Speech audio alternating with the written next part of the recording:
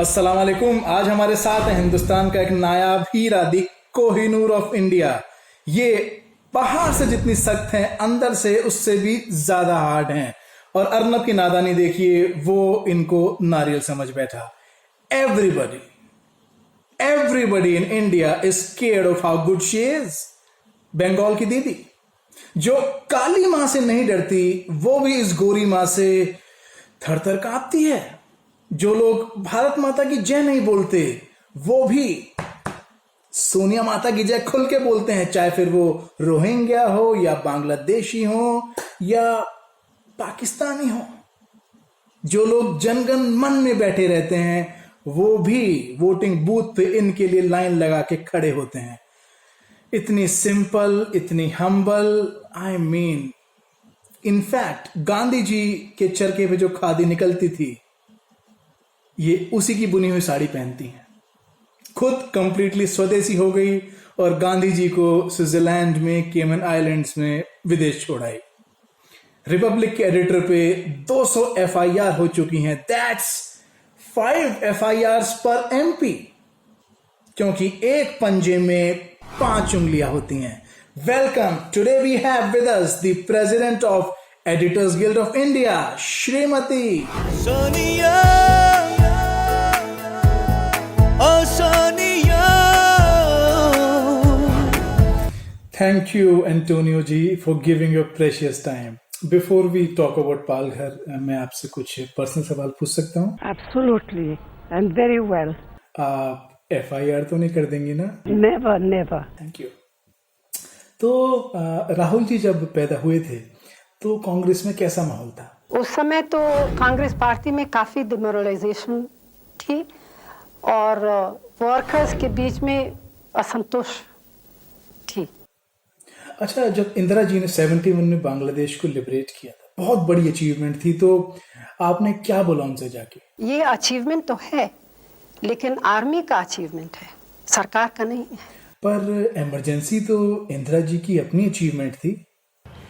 Yes, that is, I think, one of the triumphs. और क्या-क्या सीखा आपने इंदिरा जी से? There was nothing that she did. तो एंटोनियो जी, ये बताइए, आपको लगता है कि बोफोर्स में राजीव जी को फंसाया गया था? Not at all, not at all, not at all. पर राजीव जी तो एंड तक कह रहे थे कि वो निर्दोष हैं। चोर कभी कहता है कि उन्होंने चोरी की। पर आपने उन्हें बोफोर्स करने से रोकने की कोशिश तो जरूर की होगी। जी हाँ, मैंने बड़ी कोशिश की, लेकिन राजीव जी ने मुझको समझाया था कि उनका फर्ज था, उनका कोई चॉइस नहीं था, और इसलिए। बड़ा हाथ को पतिव्रता यू आ। अच्छा, ये बताइए कि अभी लॉकडाउन में 1 महीने में लोगों का राशन खत्म हो गया और आपके परिवार ने पूरी जिंदगी कुछ काम नहीं किया है, तो आपका घर खर्च चलता कैसे है? इसके पीछे करोड़ों रुपए का गड़बड़ है। Oh, don't be so humble Antonia. सिर्फ करोड़ों रुपए की टेलीकॉम, कोयला, ये बिना ऑक्शन कुछ कंपनीज को फायदा पहुंचाने के लिए आपने किया था? किसी कंपनीज को का फायदा पहुंचाने के लिए ये सब हुआ है। वाह। केवल टेलीकॉम घपला नहीं है, बहुत सारे ऐसे घपले हैं। डिटेल्स रहने दीजिए, वो बच्चा जानता है। जैसे एक तो वो चीनी घपला है। चीनी भी? वो तो पवार साहब का डिपार्टमेंट नहीं था? बिल्कुल बिल्कुल। मिलके किया ये वाला? ये हमेशा कांग्रेस का परंपरा रहा। खाऊंगी भी और खाने भी दूंगी। पर लोग कहते हैं कि ए राजा ने, मनमोहन ने आपको मिसलीड किया, आपने एक फूटी कौड़ी भी नहीं ली। ये तो सच नहीं है। मैं बहुत सारे लोग को कंसल्ट करती रहती हूँ, सबकी बातें सुनती रहती हूँ और डिसीजन मैं लेती हूँ। नहीं, मेरा दिल नहीं मानता। My heart doesn't believe it. मुझे लगता है कि आपने फूटी कौड़ी भी नहीं ली। नहीं, ये तो गलतफहमी है। If you insist. मैम बिल्कुल भी कोऑपरेट नहीं कर रही हैं, सारे सवालों के जवाब ऑनेस्टली दे रही हैं। So I think I'll have to change the track of the interview. So, आपको पैसे खाने का, ऊपर के पैसे खाने का शौक हमेशा से था? शुरू में बिल्कुल अच्छा नहीं लगता था, मैं बिल्कुल खा नहीं सकती थी, लेकिन अभी मैं बगैर इंडियन खाना नहीं रह सकती।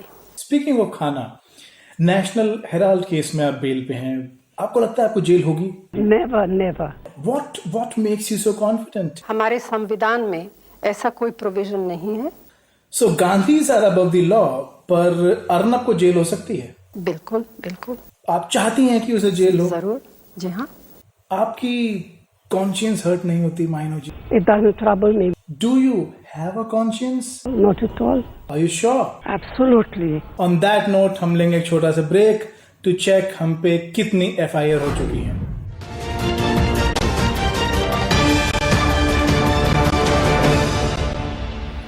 Welcome back after the break. हमारे साथ हैं mother of the nation Antonia Maino. तो माइनो जी, ये बताइए कि शादी के बाद जब राजीव जी ने आपका नाम एंटोनियो माइनो से बदल के सोनिया गांधी किया था, तो आपने अपोज किया Yes, था? I was completely against it. और आज जब आपको टीवी पर आपके ओरिजिनल क्रिश्चियन नाम से बुलाया जा रहा है, तब आप 200 एफआईआर कर रही हैं। मोदी को कोई हिटलर बुला दे तो इशू नहीं होता था। There is no comparison. क्यों? जस्ट बिकॉज मोदी का सरनेम गांधी नहीं है इसलिए? So much more is expected of us because we have a certain surname, because we belong to a certain family. Speaking of surname Maino ji, आपके पापा Stefano माइनो वो Hitler की army के अलोंगसाइड लड़े थे, मसलिनी के बिल्कुल जबरा फैन थे। आपने भी कुछ क्वालिटीज इम्बाइब करी उनसे? Subconsciously, I guess one imbibes like in any other family. और राहुल और प्रियंका अपने नाना जी से कैसे इन्फ्लुएंस हुए? I've been influenced in my own way, in a particular way. Priyanka in another way, Rahul in another way. वाह, तो मतलब पूरा परिवार ही संक्रमित है। आफ्टर ऑल खून का रिश्ता जो है। अच्छा माइनो जी, ये बताइए, आप पिछले 20-25 साल से एडिटर्स गिल्ड ऑफ इंडिया की एक्टिंग प्रेसिडेंट हैं, तो और उसी समय से लगभग सफेद दाढ़ी वाले के पीछे आपके गिल्ड के मेंबर्स बिल्कुल हाथ धो के पीछे पड़े हैं। उस आदमी से भी इतनी नफरत क्यों? एक सीधे सच्चे दिल के आदमी थे और बिल्कुल ट्रांसपेरेंट थे। मैं समझती थी कि ऐसे व्यक्ति के लिए राजनीति में जगह नहीं था। आपको क्यों लगता है सफेद दाढ़ी वाला क्यों आया है? लोगों की सेवा करने के लिए। आप सेवा करेंगी लोगों की? नेवर। वैसे आपको भी सेवा करने का मौका मिला था जब आर्मी ने आपको 26/11 के बाद सर्जिकल स्ट्राइक की ऑप्शन दी थी और आपने मना कर दिया। Yes, I was completely against it. And that was so secular of you. Like जब आप बाटला हाउस के टेररिस्ट किलर हुए थे। बिल्कुल। Any regrets? Not at all. It doesn't trouble you? It doesn't trouble me. Graham Staines एक missionary थे, 98 में उनकी हत्या कर दी गई थी। 10 दिन के अंदर उड़ीसा के सीएम पटनायक साहब उनको हटा दिया गया। अभी पालघर में साधुओं की लिंचिंग होती है। आई मीन एक्शन तो छोड़िए, आप स्टेटमेंट तक नहीं देती हैं। ऐसी चीजें जिंदगी में होते रहते हैं, ये तो जिंदगी की सच्चाई है। बाटला हाउस के टेररिस्ट के लिए आप रोई और यहाँ साधु पे चुप है। There is no comparison. माइनो जी, आप एक बहुत ही क्यूट लॉ लेके आई थी, कम्युनल वायलेंस बिल, जिसमें था कि अगर कुछ वायलेंस होती है, सांप्रदायिक हिंसा, उसमें सिर्फ माइनॉरिटी के लोगों को विक्टिम माना जाए। क्या आप मानती हैं कि मेजॉरिटी के लोग कभी विक्टिम नहीं हो सकते? Completely, absolutely. पर माइनो जी, आपको नहीं लगता कि हिंदूज आर ह्यूमंस टू? चंदन गुप्ता को मारा था कासगंज में, अंकित सक्सेना शहजादी से प्यार करता था, उसको मार डाला। रामलिंगा जो कन्वर्जन माफिया अपोज कर रहा था, उसको मार डाला। साधु कैटल स्मगलर्स ने यूपी में साधु मार डाले, अभी पालघर में मरे हैं। बुलंदशहर में फिर एक किस्सा आ गया। आपको नहीं लगता कि Hindus can be victims too? I don't agree with that. तो विक्टिम सिर्फ माइनॉरिटी से हो सकता है? Absolutely. आप नहीं चाहते कि काफिर अगर किसी कम्युनल वायलेंस का शिकार होता है तो उसे किसी भी तरह की सरकारी मदद मिले? I was completely against it. But I thought you were secular. नहीं, ये तो गलतफहमी है। तो अगर आपकी सरकार वापस आती है तो आप वो एंटी हिंदू बिल दोबारा लाना चाहेंगे? Without doubt whatsoever. 98 में स्वामी असीमानंद ने डैंग में 40,000 क्रिश्चियंस की घर वापसी कराई थी। आपको पता थी बात? वर्कर्स लोग भी मेरे पास जब आते थे मुझको बताते थे। तो फिर आपने क्या सोचा? हमारी मदद की जरूरत थी। और 2007 में स्वामी असीमानंद को समझौता ब्लास्ट के लिए अरेस्ट कर लिया गया। Absolutely, absolutely. पर उसमें माइनो जी यूएस वाली इन्वेस्टिगेटिंग एजेंसीज बोल रही थी कि इसमें पाकिस्तानी टेररिस्ट इन्वॉल्व हैं। बिल्कुल बिल्कुल। एनआईए कोर्ट ने भी उन्हें 2019 में बरी कर दिया था। Without doubt whatsoever. तो उनको फिर क्यों अरेस्ट किया गया समझौता ब्लास्ट में? ये हमेशा कांग्रेस का परंपरा रहा। या जैसे 26/11 को भी आपने हिंदू टेरर साबित करने की कोशिश की थी, कसाब हिंदू कलावा पहन के आया था। I mean Pakistan, ISI and Indian seculars think alike. Completely, absolutely.